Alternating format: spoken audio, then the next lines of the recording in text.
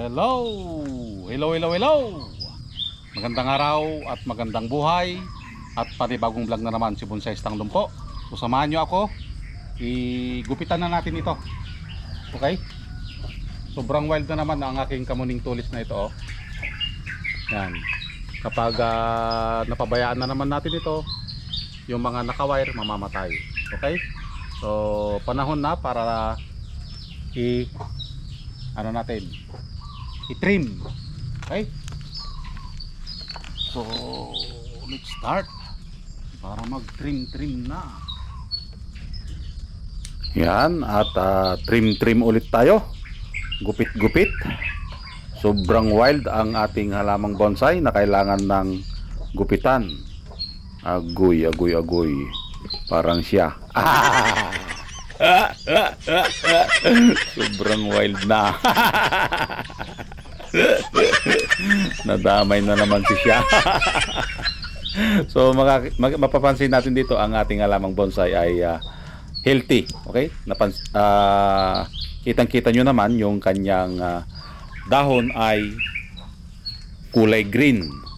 So ano nga ba yung inilalagay nating abono dito? So ang inilalagay kong abono ay triple 14.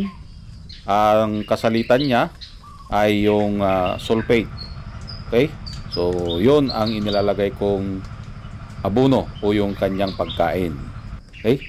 So kailangan kasi nating pakainin dahil ang kanyang mga ugat ay nakalagay lang sa container. At ginamitan pa natin dito ng extension pot. Yan yung nakikita nating pot na nasa baba. Okay? So yun ang trabaho ng extension pot para hindi manghina ang ating halamang bonsai. Agoy. Para hindi manghina ang ating halamang bonsai, kailangan niya ng extension pot. Yun ang trabaho ng extension pot, yung papalakasin yung halaman dahil dun sa mas madaming nutrients na makukuha. Okay? So gupit-gupit lang, tanggalin yung mga hindi na kailangan na sanga. At the same time, kalbuhin na rin. Agoy. Kailangan nating bawasan, okay, yung kanyang dahon. Kailangan pa rin nating magtira dito ng isang dahon para yun ang magpatubo ng sanga.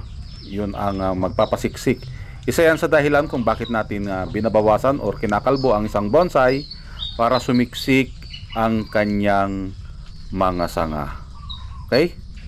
So ang bonsai ay hindi basta-basta ding mag-alaga. Kailangan mo ng sipag at tiyaga.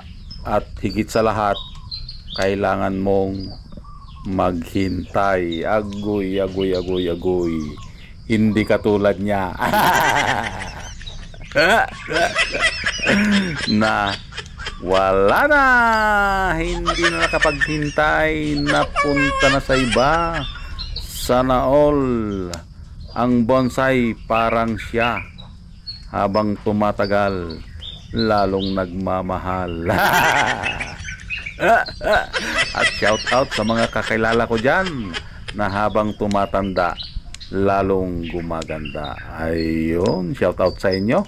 Alam nyo na kung sino-sino kayo, yung mga thunders dyan. Shout out. Okay? So nagpapatawa lang tayo dito para hindi boring ang ating ginagawa. Okay? So malapit na tayong matapos dito. Nakita nyo naman, tanggal na yung mga ibang dahon at maaliwalas ulit ang kanyang pagmumukha. Agoy.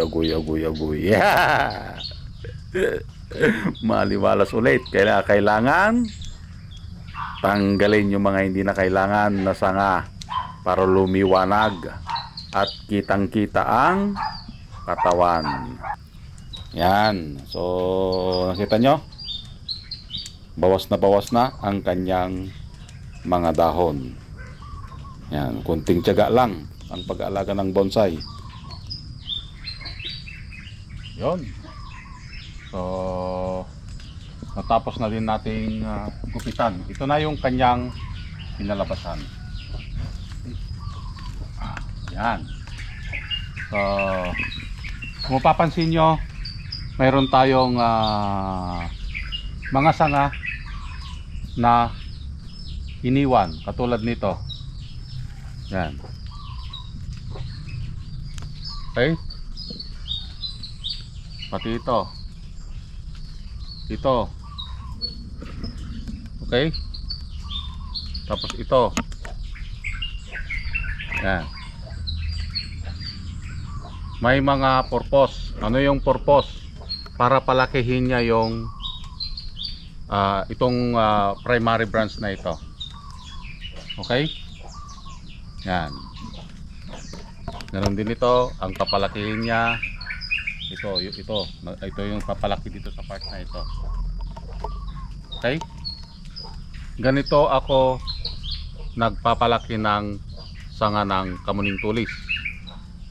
Kapag nakuha na natin yung taba ng branch na ito, putulin na lang natin, tatanggalin later on. Okay? So ganun ako magpalaki ng sanga. Okay, ito yung tinatawag nilang antena. Yung ibang nagbobonsai, ang tawag nila dito is antena. Okay, itong mga to. So ibig sabihin, yung itong aking sanga na ito is dumaan din sa ganon. Okay, ito na ito, pinagtatanggal natin, oh. Yan, kita nyo. And then hindi tayo nagputol dito. Ngayon pinutulan na natin dahil nakuha na natin yung gusto nating laki. Okay, ganoon din doon sa taas, yung mga nakikita nyo doon. Yan, may mga purpose yan. Okay, lahat ng nakikita nyo na nakapataas na ganon ay yan yung nagpapalaki sa mga sanga natin na gusto nating palakihin. Okay? So ito na yung kanyang itsura. Ang binubuo na lang natin dito is yung ulo, kulang pa ng sanga. Yan, itong ulo na ito. And then dito sa part na ito, counter branch. Okay? And then yung mga ibang sanga pa doon sa parting likod. Okay? Yan.